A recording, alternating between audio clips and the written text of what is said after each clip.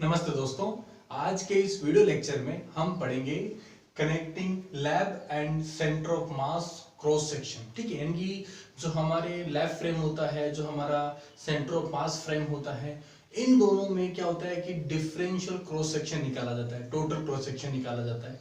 तो उन दोनों में पर कनेक्शन फाइंड आउट करेंगे। एक्चुअली कनेक्शन फाइंड आउट करने की हमें आवश्यकता क्यों पड़ी? क्योंकि देखो, हमें एक लाइन हमेशा याद रखनी है कि जो हमारा लैब फ्रेम होता है और जो हमारा सेंटर ऑफ मास फ्रेम होता है, अगर इसमें अपन टोटल क्रॉस सेक्शन निकालें तो दोनों फ्रेम ऑफ रेफरेंस में टोटल क्रॉस सेक्शन की जो वैल्यू आती है वो हमेशा इक्वल आती है, मतलब सेम होती है। लेकिन अगर अपन डिफरेंशियल क्रॉस सेक्शन की बात करें तो याद रखना, लैब फ्रेम में डिफरेंशियल क्रॉस सेक्शन और सेंटर ऑफ मास फ्रेम में डिफरेंशियल क्रॉस सेक्शन अलग अलग आता है।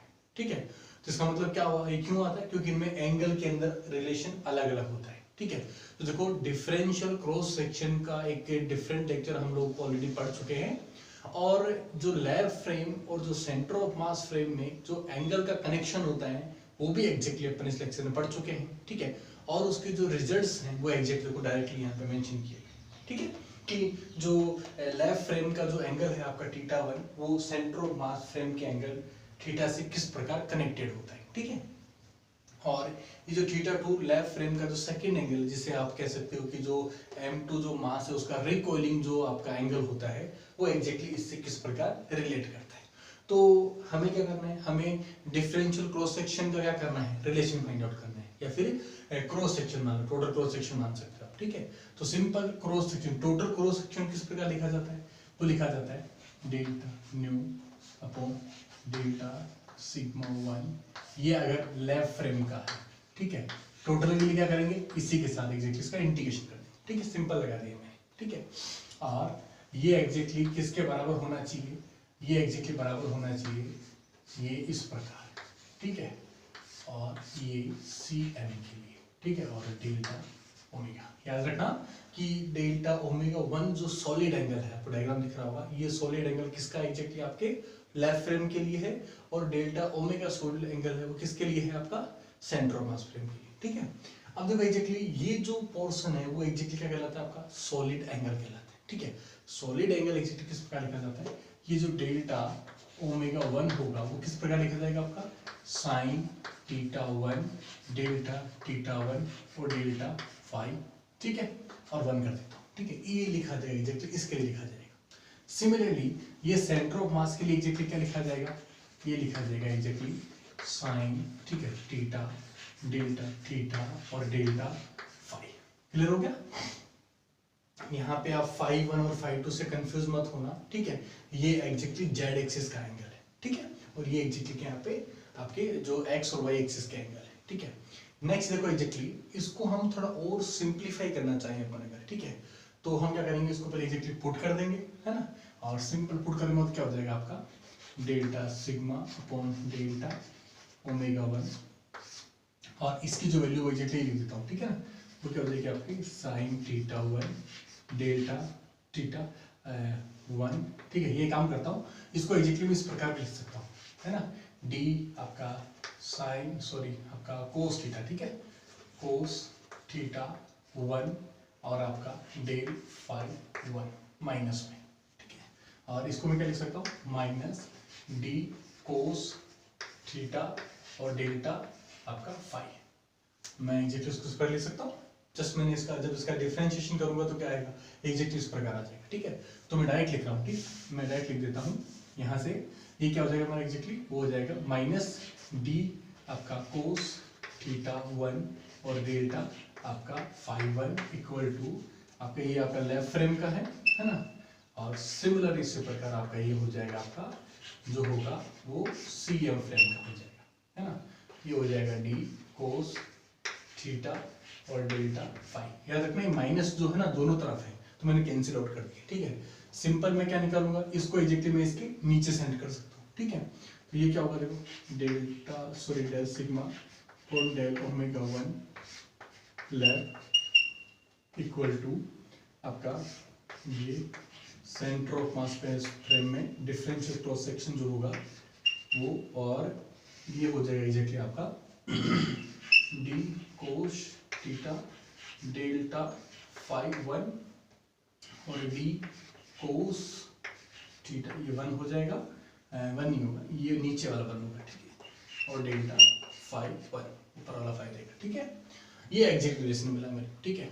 अब देखो एग्जैक्टली आपको एक चीज और याद रखनी है, क्या रखनी है कि इसमें हमारे जो जेड एक्सिस का जो एंगल है, ठीक है, वो कोऑर्डिनेट्स पे डिपेंड करते हैं। अगर अपन सिलेंड्रिकल सिमेट्रिक कोऑर्डिनेट लेते हैं, जहां पे क्या होता है, जहां पे देखो अपन जैसे स्फेरिकल में क्या लेते हैं, आर थीटा और फाई लेते हैं, लेकिन सिलेंड्रिक कोऑर्डिनेट में क्या लेते हैं अपन, आर थीटा और जेड लेते हैं, ठीक है। मतलब जेड एक्सिस पे जो एंगल बनेगा वो क्या होगा, दोनों में सेम एंगल होगा, ठीक है। मतलब जो इंसिडेंट जो एक लाइट जो आ रही है आपकी, या जो पार्टिकल आ रहा है इसका होने की, कहाँ आ रहा है, जेड एक्सिस के आ रहा है, ठीक है। और जेड एक्सिस पर का मतलब क्या हो गया, जेड एक्सिस दोनों के लिए क्या हो जाएगी, सेम कॉमन रहेगी, उस पर बनने वाला एंगल भी क्या होगा, बराबर होगा।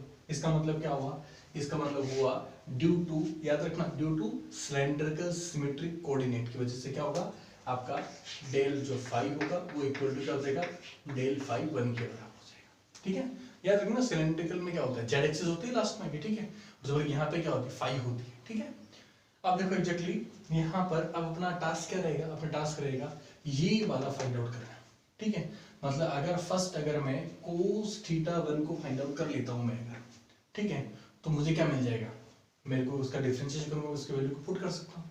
मुझे क्या करना पड़ेगा, कोस थीटा 1 निकालना पड़ेगा, और कोस थीटा 1 को निकालने के लिए मुझे जरूरत पड़ेगी थीटा 1 की, और थीटा 1 का जो रिलेशन है वो क्या शो करता है, लैब फ्रेम में और सेंटर ऑफ मास में कौन सा रिलेशन शो करता है, ये वाला रिलेशन शो करता है, ठीक है। तो उसका मतलब क्या होगा, मुझे tan थीटा 1 को कन्वर्ट करना पड़ेगा कोस थीटा 1 के अंदर, ठीक है।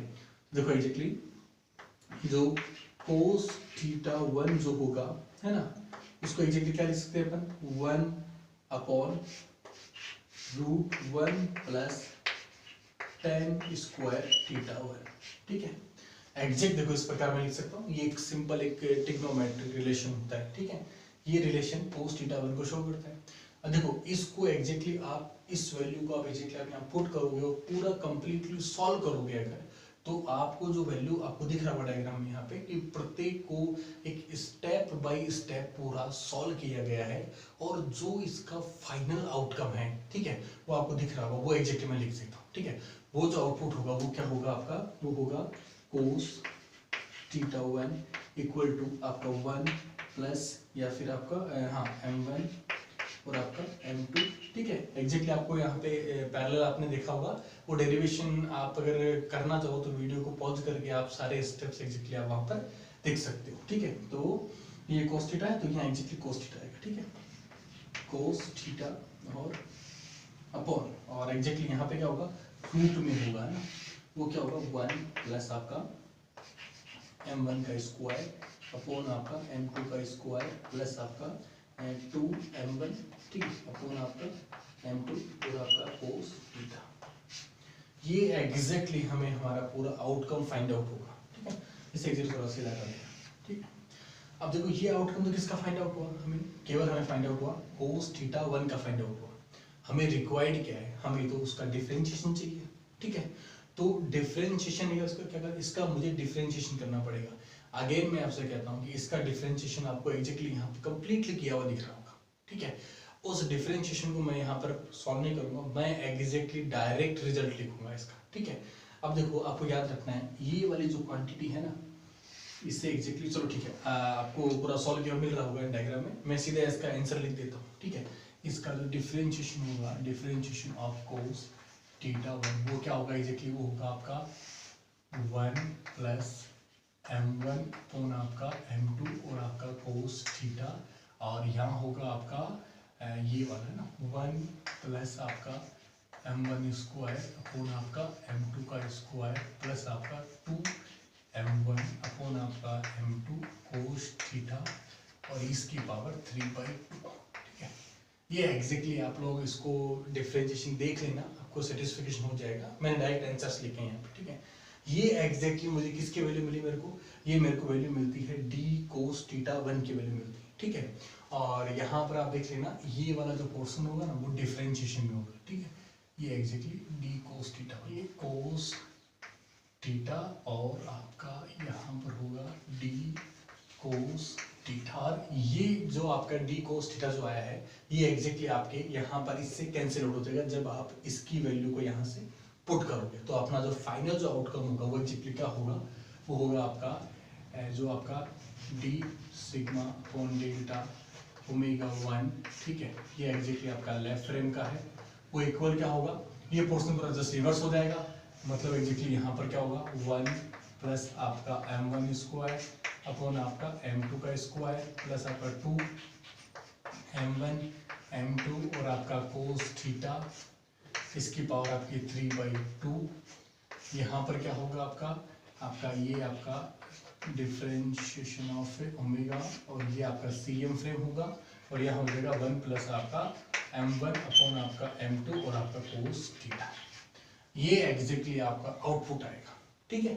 ये कनेक्शन किस में हुआ, ये कनेक्शन एग्जैक्टली हुआ इस एंगल के लिए जो डिफरेंशियल क्रॉस सेक्शन निकाला गया है लेफ्ट फ्रेम और सेंटर मास फ्रेम के लिए। लेकिन अभी इस वाले के लिए बच गया है θ2 वाले के लिए, ठीक है। क्यों, कि जब वो पार्टिकल आके जब टारगेट से टकराता है तो टारगेट पे क्या होता है, किसी एंगल के ऊपर डेविएट होता है, तो वो एंगल पे जो डेविएशन आ रहा है उसका उसमें क्या रिलेशन होगा। तो उसके लिए देखो नेक्स्ट मुझे क्या करना पड़ेगा, सिमिलर मुझे वही वाला आंकड़ा वापस लिखना पड़ेगा, सिमिलर इसी लैंग्वेज के अंदर, ठीक है।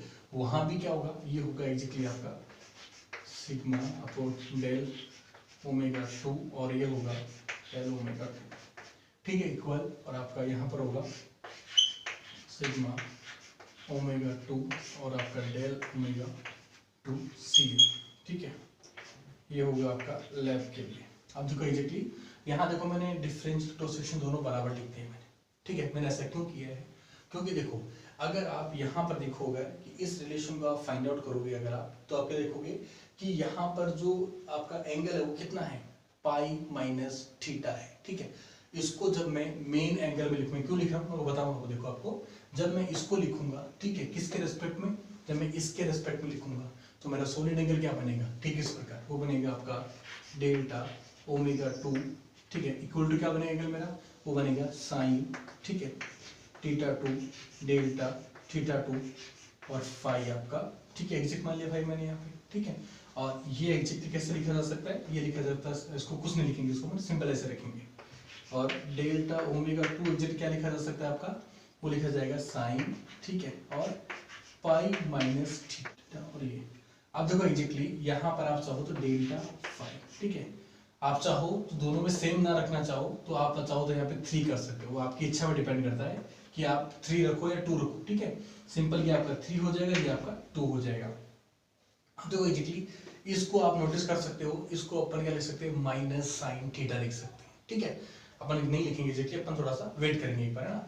अब देखो यहाँ पर मेरे को क्या चाहिए, मेरे को साइन θ2, ठीक है, और इसको एग्जैक्टली मेरे को यहाँ पे चाहिए tan θ2 लिखा हुआ है, तो मैं क्या करता हूँ उसको, मैं इसको एग्जैक्टली लिख देता हूँ यहाँ पर डिफरेंशिएशन, ठीक है, माइनस वाला, ठीक है, माइनस डिफरेंशिएशन ऑफ ए कोस θ2 और आपका डेल्टा फाई 2 होगा।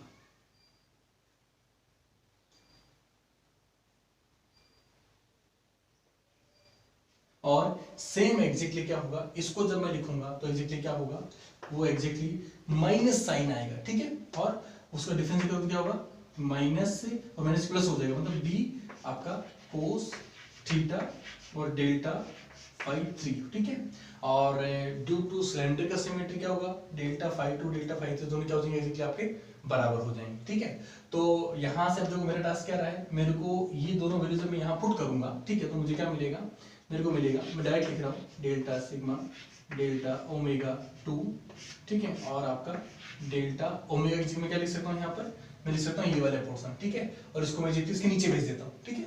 तो सिंपल लिखता हूँ बराबर में, और delta sigma upon delta omega 3, और यहाँ पर देखो एग्जैक्टली ये ये 3 वाला क्या है आपका, वो है आपका डी कोस थीटा, और ये 5 तो कैंसिल हो जाएगा, ठीक है, और यहाँ क्या हो जाएगा आपका माइनस, ठीक है, और आपका डी आपका कोस θ2, है ना, और आपका ये हो गया एग्जैक्टली आपका। और अब देखो एग्जैक्टली मेरा टास्क क्या रहेगा, मेरा टास्क रहेगा आपका कोस θ2 निकालना रहेगा, और वो कैसे निकालूंगा आपका tan θ2 से। इसका सिंपल जो रिलेशन हो एग्जैक्टली क्या होता है आपका, ये रिलेशन होता है एग्जैक्टली।